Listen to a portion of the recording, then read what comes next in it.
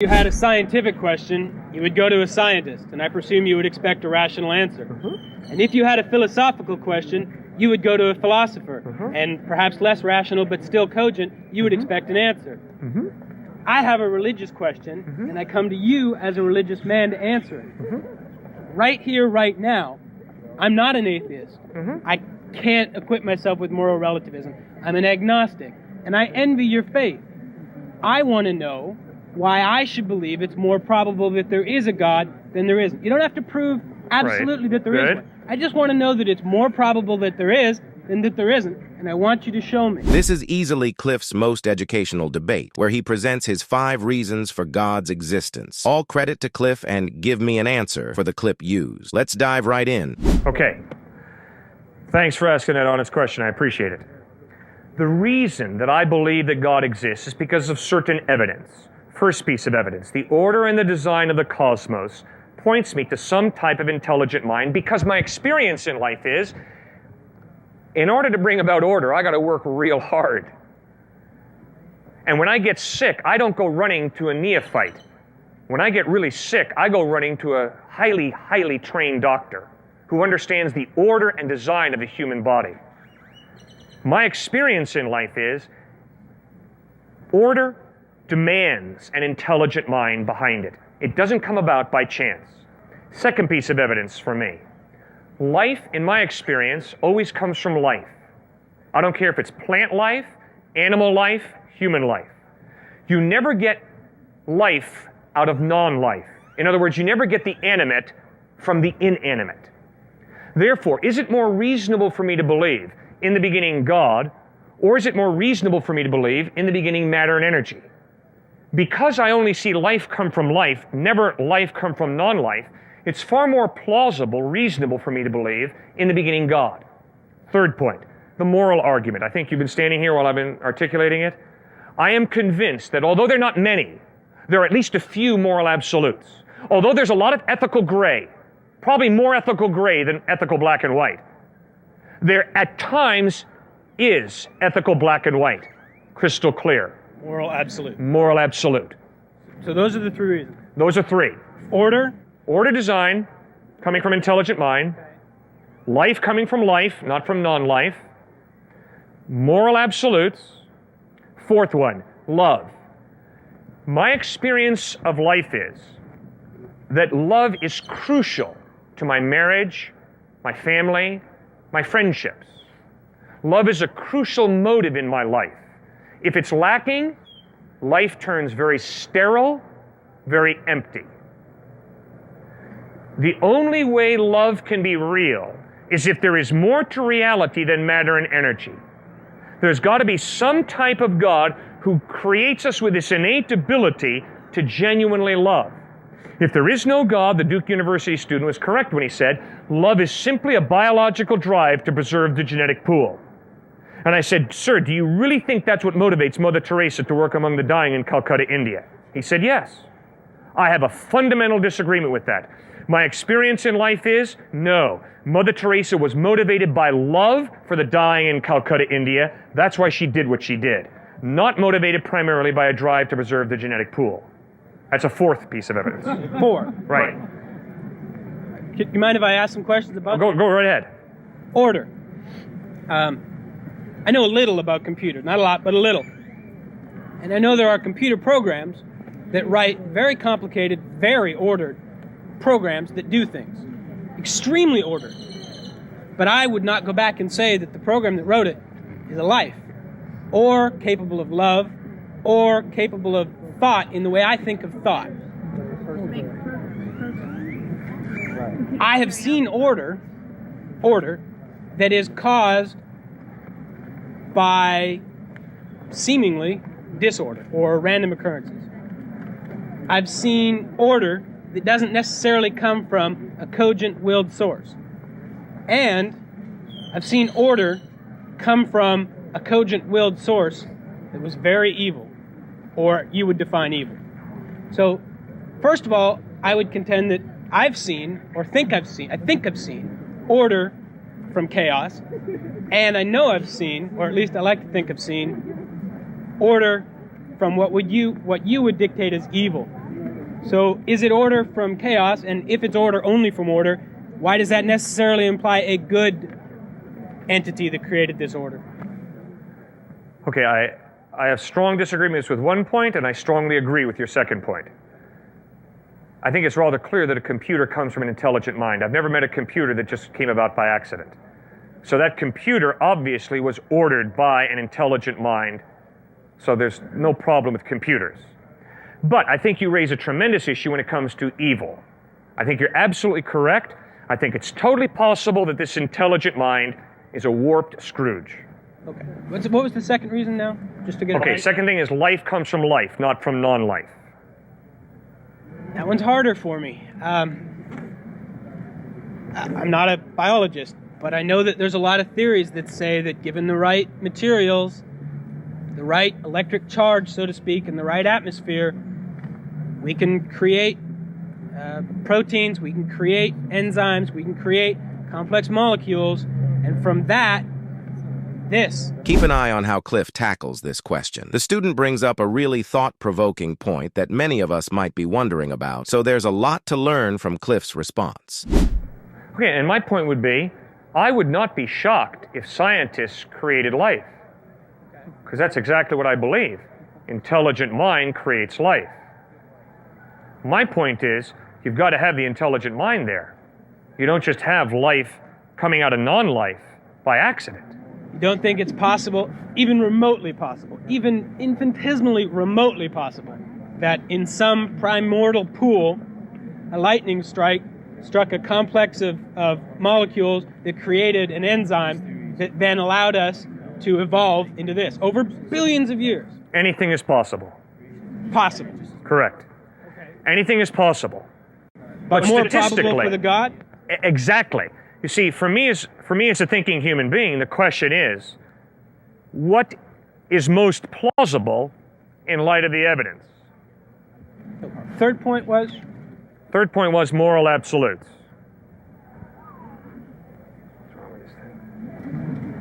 I don't have a counter for that. Fourth?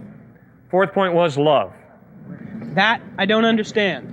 And I'd really benefit if you could explain it to me. Sure. I don't understand what you mean by it. Mm-hmm. And I've never experienced what you're talking about. And I'm fairly happy with my life. Mm-hmm. All right. What I'm talking about is, in the 60s, there was a riot at the Sorbonne, the French university in Paris. And a young man walked up to a bearded man and said, "Excuse me, sir, what are you rioting about?" The bearded man said, "I'm protesting this lousy world." The young man asked, "Do you believe in God?" The man said, "No, I'm an atheist." The young man asked, "Do you love anyone?" Bearded man lowered his head and said, "Yes, I love a woman by whom I've had a child, and she's dying of leukemia." Young man said, "Well, if she's dying of leukemia, why don't you ditch her and go out and get some other fox who turns you on a little more?" Bearded man hauled back and almost hit the young guy. The young guy said, "Excuse me, sir, you said there is no God." Well, if there is no God, there is no innate human ability to genuinely care for somebody else. And if this woman is losing her ability to sexually excite you because her body's falling apart due to leukemia, why don't you go out and get some other fox who turns you on a little more? And then the young man pulled out a Gospel of John where we read that there is a God, and this God is love. And when he created you and me in his image, in his likeness, he placed within you and me the innate ability to love. So every atheist loves, every agnostic loves, every theist loves. Why? Because we're human beings, not machines. We're human beings created in the image and likeness of God. Is that love the only emotion that God put in us, or are all of No. our emotions from God? No, God gave us emotions, but due to our sin, we can twist those emotions. The classic example is anger. There's nothing wrong with anger. Confronted by evil, God is angry. Confronted by evil, I should be angry. That's moral indignation. That's righteous anger. But in my selfishness, in my sinfulness, I twist anger and I lose my temper with someone because they step in front of me at the line at the airport. Don't they know who they just stepped in front of? And so I explode in a selfish type of anger, and that's sinful. If we tie this with your creation ex nihilo argument, creation from nothing, and a counter to it, everything here from God. Was there anything before God? Was there any before God? God is eternal, so there's nothing before God. Everything from God. No, not everything from God. Because God has given you and me gifts of creativity, obviously God did not make your jacket or eyeglasses. Obviously God did not build that building. And obviously if I go up to him and kick him in the jaw, that's not God kicking him in the jaw. Or if I go up to him and pull my wallet out and give him $1, it's not God giving him $1. So because God has given you and me gifts of creativity, we can create. And we do all the time. So then, some things from God, some from man. Man used in a general sense, male, female. Yeah, God's given us gifts of creativity. And as far as the moral absolutes go, you say there's some. Okay, where do I find them? 2 places. First of all, you go to your conscience. And secondly, you ask, has God revealed a standard that I can measure my conscience against? Jesus Christ claimed that he was that standard, that his ethical teachings are that standard. You can find them in the Sermon on the Mount, Matthew 5 through 7. You can find them in the 10 Commandments, Exodus 20. My conscience, the first source. First one, conscience, right. That troubles me. My conscience guides my behavior very differently from what I would assume you would guide it as yourself. That's right. I'm extremely selfish and almost exclusively act in my own interest. That's right. That is how my conscience guides me. Uh-huh. Well, I dare say, though, that occasionally you experience guilt. Maybe not often, but occasionally. My point is, Really guilt. you've never experienced guilt?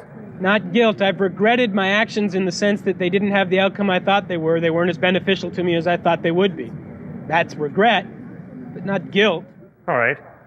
Speaking for myself, at times I have experienced guilt, which means I am convinced that what I did was wrong. Compared to something other than your conscience? Well, all I know is I experience guilt. My conscience informs me of it. And these 4 reasons that you've given, you feel, make it more probable that there is a God than that there isn't. Correct. And then there's another one. Okay. Your agnosticism. Okay? It is an intellectual option to be an agnostic. It is a practical impossibility. Every day you have to make priorities. Every day you have to make ethical decisions. And your priorities in life and your ethical decisions in life, show very clearly you're not agnostic. You believe something, you believe in someone. That has motivated you to set the priorities that you have. I obviously don't know what those are. What you believe in has obviously motivated you to invest your money the way you do, your time the way you do. So there are many people who can say, I'm agnostic, I don't know. But practically, the way you live your life shows that you believe something. So then would it be more honest of me to say, practically, I believe in me? And yes, correct.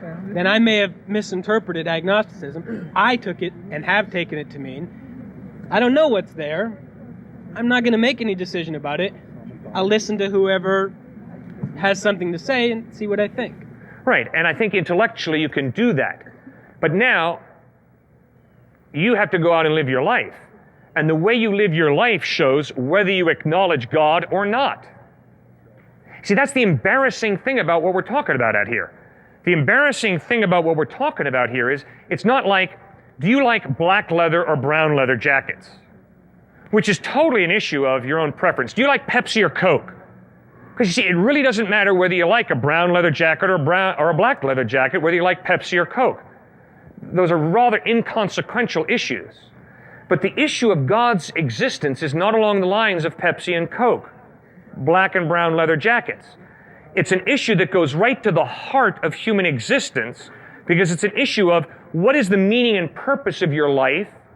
Why do you live your life ethically the way you do? And what about life after death? Are you ever going to have to answer to anybody for the way you lived your life?